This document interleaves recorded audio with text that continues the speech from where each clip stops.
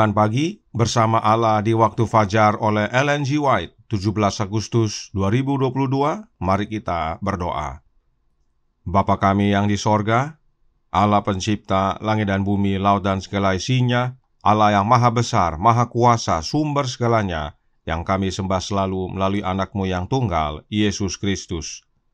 Terpujilah Yesus, anak Allah yang maha tinggi, yang adalah satu-satunya pengantara antara Allah dan kami. Pada pagi hari ini kami bersyukur boleh bangun dan berbakti, dan sebagaimana membaca dan mendengarkan nasihat firman-Mu, kiranya ini menjadi pembaharuan bagi masing-masing kami. Kami menjadi umat-umat yang mau mengakui akan dosa dan kesalahan kami, karena Engkau akan mengampuni kami. Beserta kami sepanjang perbaktian ini, kehendak-Mu yang jadi. Ampun kami akan dosa dan salah, karena kami berdoa hanya dalam nama anak Allah yang tunggal, Yesus Kristus, yang adalah Tuhan dan Juru Selamat kami. Amin. Renungan hari ini akan dibacakan oleh Saudara Wilson Mamentu. Kepada Saudara Wilson, kami persilahkan.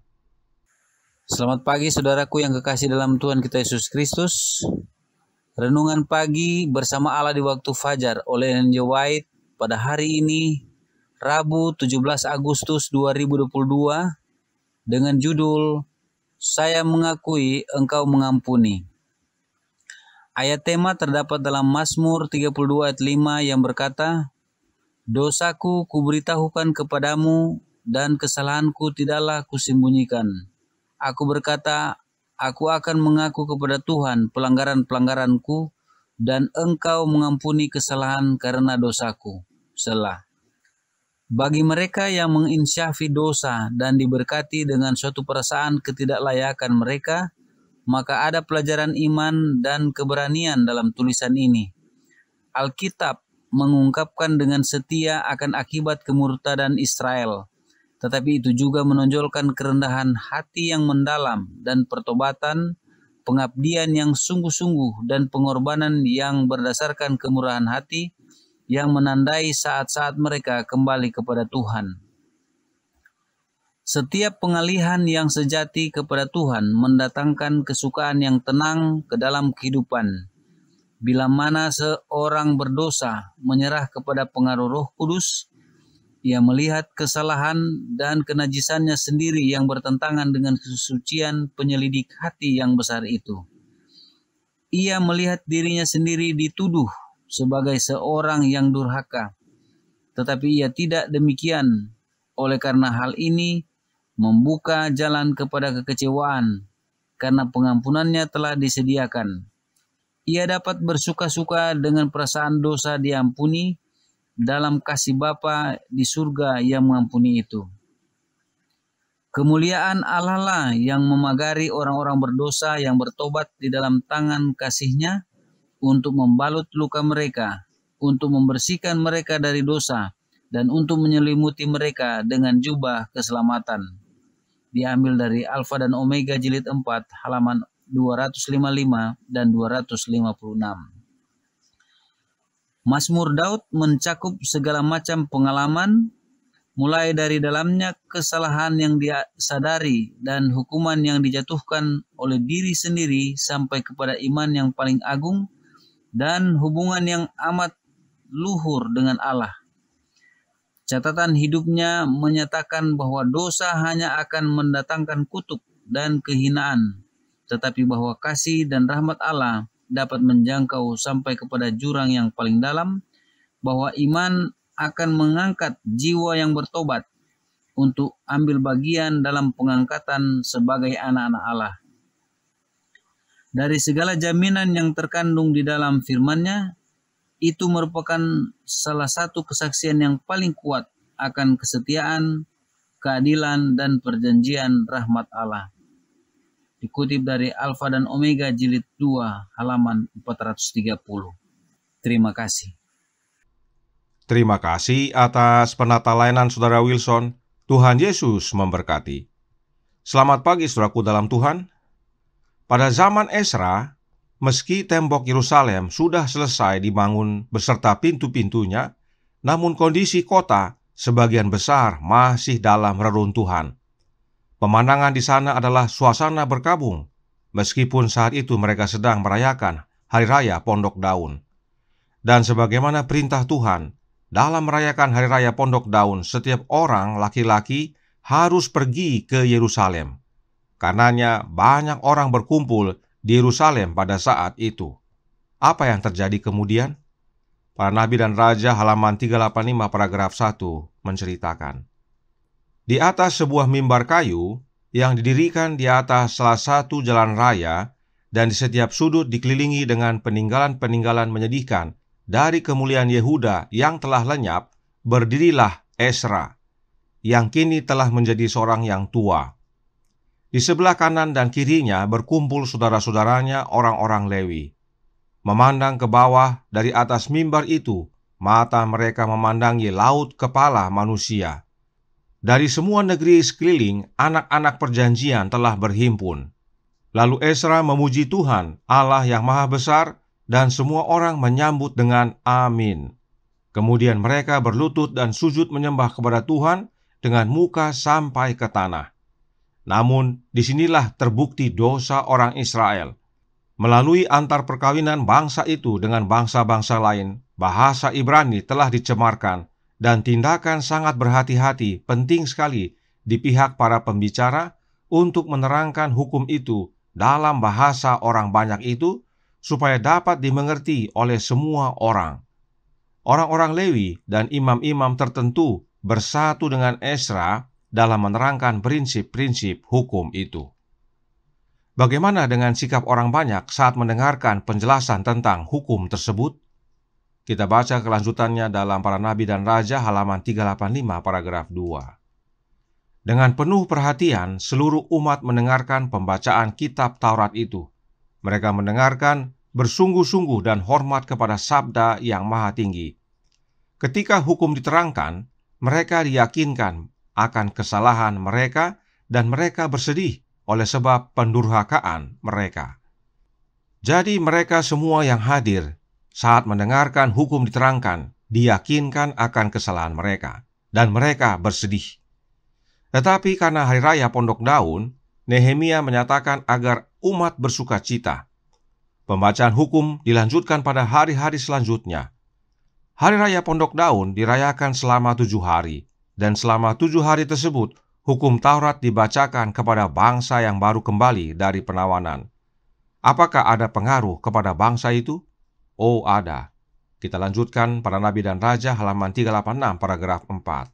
Berkata, ketika mereka mendengarkan perkataan hukum itu dari hari ke hari, orang banyak itu telah diyakinkan tentang pendurhakaan mereka dan tentang dosa bangsa mereka pada generasi yang lampau. Mereka melihat bahwa adalah oleh karena suatu perpisahan dengan Allah sehingga pemeliharaannya telah dihentikan, dan dengan demikian anak-anak Abraham telah terserak-serak di negeri-negeri asing, dan mereka bertekad untuk mencari rahmat-Nya, dan mereka sendiri berjanji untuk berjalan pada perintah-perintah-Nya. Oleh mendengarkan pembacaan serta penjelasan hukum Taurat, hari demi hari mereka akhirnya sadar akan dosa-dosa mereka yang telah memisahkan mereka dari Allah, sehingga akhirnya mereka terserak-serak di negeri asing. Setelah sadar, apakah yang mereka lakukan? Mereka tidak hanya bertekad untuk mencari rahmat Allah dan menuruti perintah-perintah-Nya, namun pertama-tama mereka mengakui dosa mereka terlebih dahulu. Para Nabi dan Raja halaman 386 paragraf 5 menyatakan, sementara orang banyak itu sendiri maju ke hadapan Tuhan, mengakui dosa mereka dan memohon pengampunan, para pemimpin mereka memberi dorongan kepada mereka supaya percaya bahwa Allah sesuai dengan janjinya mendengar akan doa mereka. Mereka bukan saja harus berduka cita dan menangis serta bertobat, melainkan mereka harus percaya bahwa Allah mengampuni mereka. Hal ini selaras dengan ayat inti renungan hari ini yang berkata, dosaku kuberitahukan kepadamu, dan kesalahanku tidaklah kusembunyikan. Aku berkata, aku akan mengaku kepada Tuhan pelanggaran-pelanggaranku, dan Engkau mengampuni kesalahan karena dosaku. Mazmur 32 ayat 5. Alkitab juga berkata dalam 2 Timotius 3 ayat 16, berbunyi, Segala tulisan yang diilhamkan Allah memang bermanfaat untuk mengajar, untuk menyatakan kesalahan, untuk memperbaiki kelakuan, dan untuk mendidik orang dalam kebenaran. Inilah yang terjadi kepada bangsa Yehuda setelah kembali dari penawanan. Dari hari ke hari mereka mendengarkan pekabaran firman Tuhan dan akhirnya sadar akan kesalahan mereka. Renungan hari ini juga berkata dalam Bersama Allah di Waktu Fajar, halaman 251 paragraf pertama.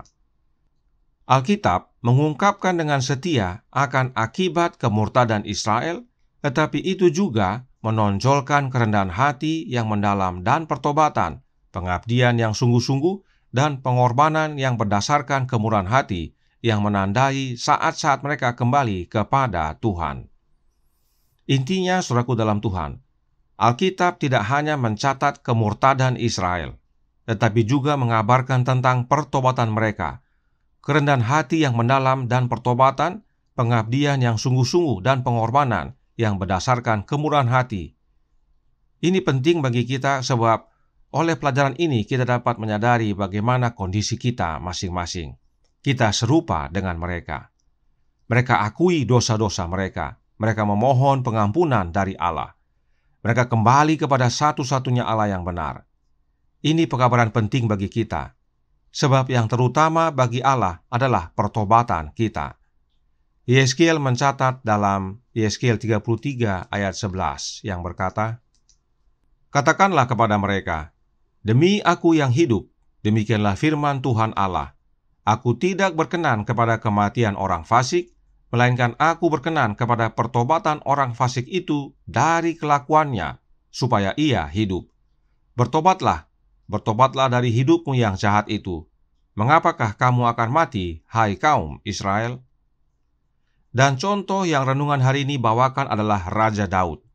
Sejarah hidupnya menyatakan bahwa dosa hanya akan mendatangkan kutuk dan kehinaan, tetapi bahwa kasih dan rahmat Allah dapat menjangkau sampai kepada jurang yang paling dalam dan mengangkat jiwa yang bertobat agar menjadi anak-anak Allah. Mengapa penting sekali hal ini kita pahami?